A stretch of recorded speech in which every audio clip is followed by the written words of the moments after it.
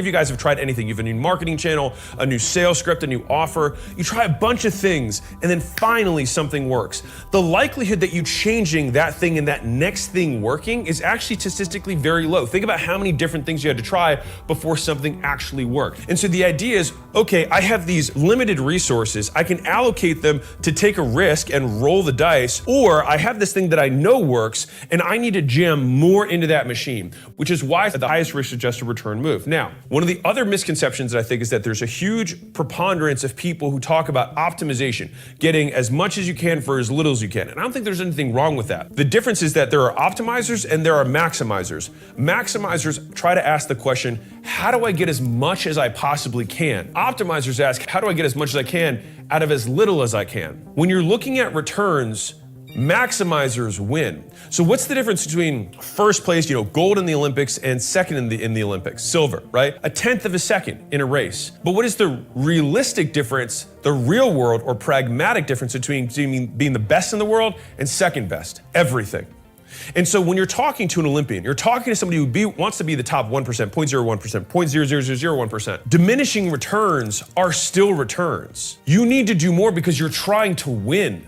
Not be cute about saying that you had great return. And I say this as somebody who was a converted optimizer. So in the earlier part of my life, I really prided myself on doing school with as little work as possible. I was like, you nerds, I was like, you guys needed to study. I can walk in and hit a 91 with no studying. And I'll tell you the story that really, really changed my life. So there's a guy named Kemp.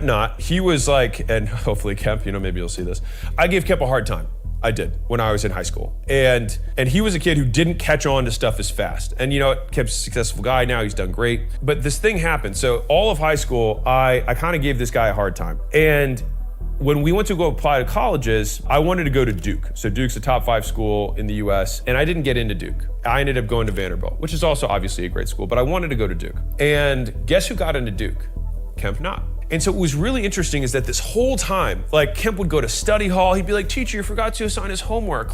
He was that guy, right? And I honestly just really disliked him, but mostly because it probably just reminded me of my own inadequacies of I was just unwilling to do the amount of work that he was. And I shamed him for doing the amount of work that he did. I was like, you have to work so hard just to try and come close to me, right? But in the end, he got into the better college. And so it was this really humbling lesson for me that none of the colleges cared that I worked less than him.